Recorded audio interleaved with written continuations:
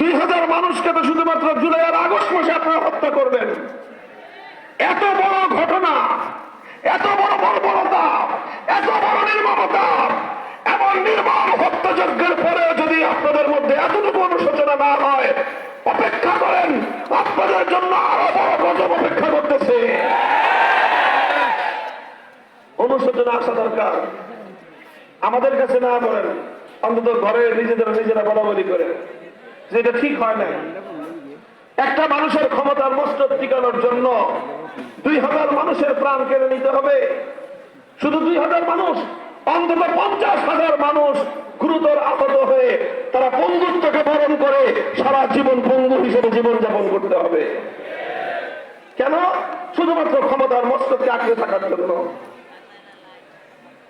আপনাদের আরেকটা ভুল, বড় ভুল, যদি আল্লাহ পাক আবার কোনোদিন আপনাদের সুদিন দেয়, তাহলে এই সমস্ত ভুলগুলো শুধরে নেওয়ার চেষ্টা করবেন। সেটা হলো যে আলেম ওলামাদের সঙ্গে আপনাদের একটা আচরণ। সেই আচরণটা হলো এই, আলেমরা কি বলবে না বলবে, ওলামায়ে কেরাম মসজিদের মিম্বরে কি কথা বলবে, ওয়াজ মাহফিলে কি আলোচনা করবে, সেই আলোচনার ব্যাপারে সবসময় তাদের একটা অ্যালার্জি ছিল।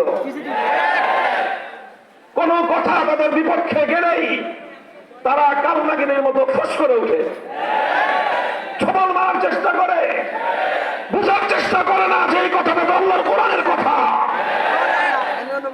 ওলামায়ে কেরামের কাছ থেকে এই যে আওয়ামী রাজনীতির যারা অনুসারী, এই আদর্শের যারা রাজনীতি করে, তাদের সবচেয়ে ভয়ঙ্কর মারাত্মক দিকটা হলো এই যে আলেমদের কাছ থেকে, আলেম সমাজের কাছ থেকে তারা শুধুমাত্র নামাজ, রোজা, হজ, যাকাতের মাসলা মাসাইল আর শুধুমাত্র আসমানের উপরের কথা আর মাটির নিচের কথা শুনতে পছন্দ করে।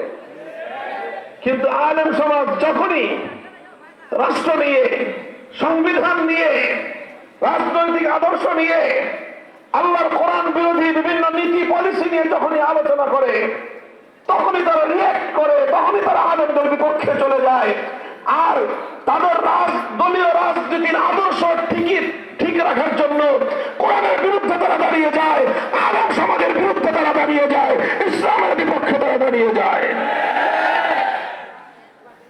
আগামী দিনে যদি আবার ফিরে আসবার চেষ্টা করেন, ফিরে আসার সুযোগ পান, এই জিনিসটিকে তওবা করবেন। মানতে না পারেন ওলামায়ে কেরামের কথা, আলেম সমাজের রাজনীতি সংশ্লিষ্ট কথাগুলো আপনারা মানতে না পারেন, নিজেরা চেষ্টা করবেন। মানতে না পারলে নিজের ত্রুটির জন্য আল্লাহর কাছে ক্ষমা চাইবেন, আলেমদের কণ্ঠরোধ করবার চেষ্টা করবেন না।